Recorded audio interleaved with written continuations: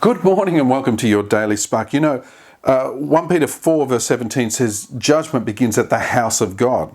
So when Jesus came in the book of Revelation, he started the whole proceedings by addressing 7 churches.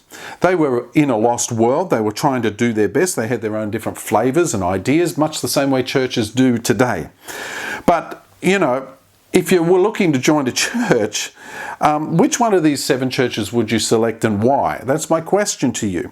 See, there's so much good in churches, but oftentimes it's not all good. Let's just run through them very quickly. The church at Ephesus, there was much good in this church, but they were surprised to discover that they'd lost their first love. So no amount of separation, sacrifice, or service can make up for the fact that they've lost that spark, that first love.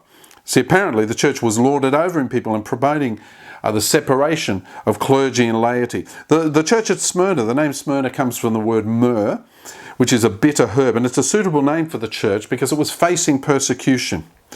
Would the believers be fearful or would they be faithful? You see, suffering can enrich us even if we think we're poor, because you can be rich in the faith.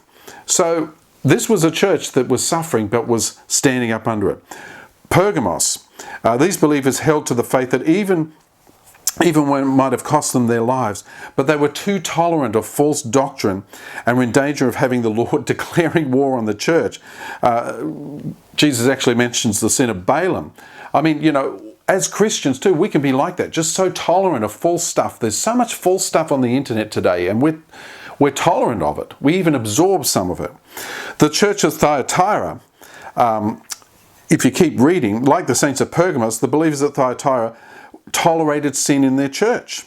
Idolatry, immorality, they tolerated a girl called Jezebel there.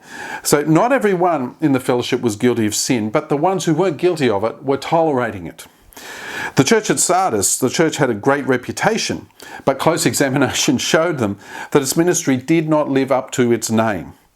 In fact, the church was ready to die. And around, there's some churches of great reputation, great buildings and cathedral and stuff, but inside, the people are starting to die. The church of Philadelphia, the name means brotherly love, Philadelphia. And Jesus had a special love for these people. Weak as they were given an open door to service. And the Lord urged them to take advantage of it. See, when God opens the door for you, nobody and nothing can shut it. But it's up to you to walk through that.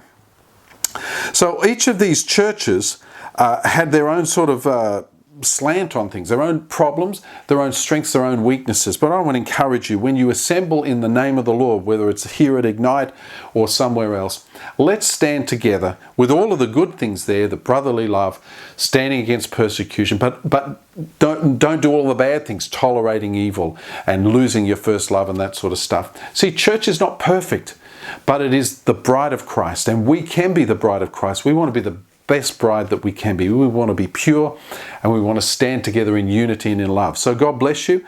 When you next gather, whether it's at a Bible study or whether it's at a church, when you next gather together with those who believe, stand together in love on all of the good parts of the churches mentioned in Revelation and none of the bad stuff. We'll see you tomorrow on Sparks.